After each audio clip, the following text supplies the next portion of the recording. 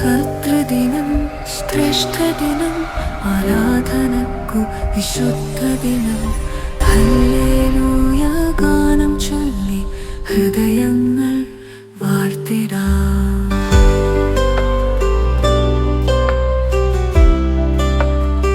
ദൈവ തിരുനാമത്തിന് മഹത്വമുണ്ടായിരിക്കട്ടെ. ത്രിയേക ദൈവത്തെ സ്തുതിക്കാം. പ്രിയമുള്ളവരെ, കുളക്കോഴിയുടെ കൂട്ടിൽ ഒരു കഴുകന്റെ മുട്ട നിക്ഷേപിക്കപ്പെട്ടു. കുളക്കോഴിയുടെ മുട്ടകളോടൊപ്പം കഴുകന്റെ മുട്ടയും വിരിഞ്ഞിറങ്ങി. കുളക്കോഴി കുഞ്ഞുങ്ങളുടെ കൂട്ടത്തിൽ അവയിലൊന്നായി കഴുകൻ വളർന്നു. കൂട്ടുകാർ ചെയ്യുന്ന പോലെയല്ല അവനും ചെയ്തു. അവരെ പോലെ കാലുകൊണ്ട് മണ്ണിൽ ചികഞ്ഞ് തീറ്റിയെടുത്തു. അവരുടെ ശബ്ദം അവനും അനുകരിച്ചു. കുളക്കോഴി അധികം ഉയരത്തിലോ ദൂരത്തിലോ പറക്കിയില്ല. ഈ കഴുകനും ആ അവസ്ഥ തുടർന്നു. കാരണം അവന്റെ മനസ്സിൽ അവനൊരു കുളക്കോഴിയാണ്. അതനുസരിച്ചായിരുന്നു അവന്റെ പെരുമാറ്റം. ഒരു ദിവസം വിരിവാറുന്ന വിഹായസിൽ ഒരു കഴുകൻ ചിറകു വിടർത്തി ഒരു ജെറ്റ് വിമാനത്തെ പോലെ രാജകീയ ഗമയിൽ പറന്നു നീങ്ങുന്നത് കണ്ട് കൂട്ടുകാരായ കുളക്കോഴിയോട് അവൻ ചോദിച്ചു, ആ പ്രതാപവാനായ പക്ഷി ആരാണ്? കൂട്ടുകാർ പറഞ്ഞു, അത് പക്ഷികളുടെ രാജാവായ കഴുകനാണ്. അത്യുന്നതങ്ങളിലേക്ക് പറന്നുയരാൻ അവന് കഴിയും. വായും പിളർന്ന് അവന്റെ യാത്ര എത്ര ഗംഭീരമാണ്, നമുക്കതുപോലെ പറക്കാൻ സാധ്യമല്ലല്ലോ എന്ന് ഈ കുളക്കോഴിയെ പോലെയാണെന്ന് ചിന്തിച്ച ഈ കഴുകൻ കുഞ്ഞ് ചിന്തിക്കാൻ ഇടയായി. സ്നേഹമുള്ളവരെ, ഈ കഥ അനേകരുടെ ജീവിതാനുഭവത്തിലും സത്യമാണ്. അനുഗ്രഹീത കുടുംബങ്ങളിൽ ഉത്തമരായ മാതാപിതാക്കൾക്ക് ജനിച്ച പലരും അവർ വളർന്ന സാഹചര്യവും പിന്തുടർന്ന സൗഹൃദങ്ങളും മൂലം പരാജയത്തിന്റെ പടുകുഴിയിലെത്തിയതായിട്ട് കാണുന്നുണ്ട്. എത്രയോ പ്രതിഭകൾ വാടിക്കരിഞ്ഞു പോകുവാൻ അവരുടെ കൂട്ടുകെട്ടുകൾ കാരണമായിട്ടുണ്ട്. യൗവനത്തിലേക്ക് പ്രവേശിക്കുമ്പോഴാണ് ഈ അപകടം അധികമായി ഉണ്ടാവുന്നത്.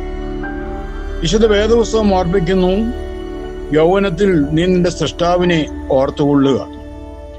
സുഹൃത് സമ്മർദ്ദം എന്ന് പിയർ പ്രഷർ എന്ന് പറയുന്ന ഒരർത്ഥമുണ്ട്. സുഹൃത്തുക്കളുടെ അനാശാസ്യമായ സമ്മർദ്ദങ്ങൾ മൂലം അബദ്ധസഞ്ചാരം ചെയ്യേണ്ടി വരുന്നവരും കഴിവുകളും അവസരങ്ങളും നശിപ്പിച്ചു കളയുന്നവരും കുറവൊന്നുമല്ല. അവരുടെ ദുരന്തമാണ് പിയർ പ്രഷർ എന്നുകൊണ്ട് അർത്ഥമാക്കുന്നത്. ഒലിവർ വെൻഡൽ ഹോംസ് എഴുതി, അവരിലുള്ള സംഗീതം പുറത്തു വരാതെയാണ് അനേകരും കുഴിമാടത്തിലേക്ക് പോകുന്നത്. പ്രിയമുള്ളവരെ, ഒരു വ്യക്തിയുടെ സ്വഭാവം നിർണയിക്കുന്നത് അയാളുടെ സുഹൃത്തുക്കൾ ആരൊക്കെയാവുന്നു എന്നതുകൊണ്ട് മാത്രമല്ലല്ലോ, അയാൾ ആരുടെ ബന്ധങ്ങളെ അകറ്റി നിർത്തുന്നു എന്നുള്ളതിനെ ആശ്രയിച്ചുമാണ്. സൗഹൃദം സ്ഥാപിച്ചു കഴിഞ്ഞാൽ അത് വിട്ടുമാറുക എളുപ്പമല്ല.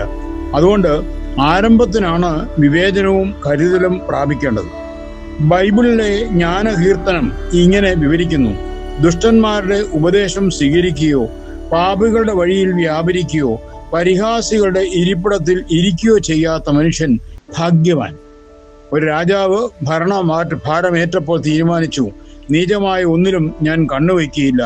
വഴിപിഴച്ചവരുടെ പ്രവൃത്തി ഞാൻ വെറുക്കുന്നു. അതിന്റെ പിടിയിൽ ഞാൻ അകപ്പെടുകയില്ല. വഞ്ചന ചെയ്യുന്ന ഒരുവനും എന്റെ ഭവനത്തിൽ വസിക്കുകയില്ല. നുണ പറയുന്ന ഒരുവനും എന്റെ സന്നിധിയിൽ തുടരാനാവുകയും ഇല്ല. ആ നല്ല തീരുമാനങ്ങളുടെ അദ്ദേഹത്തെ നല്ല കാര്യങ്ങൾ ചെയ്യുവാൻ തക്കവണ്ണം ഇടയാക്കി എന്ന് വായിക്കുകയുണ്ടായി. നമുക്കും നല്ല സുഹൃത്തുക്കളെ തിരഞ്ഞെടുക്കാം, നല്ല വഴികളെ കണ്ടെത്താം, നല്ല വഴികളിലൂടെ സഞ്ചരിക്കാം. സ്വർഗം സന്തോഷിക്കുന്ന അനുഗ്രഹിക്കപ്പെട്ട ജീവിതത്തിന്റെ ഉടമകളാകാം.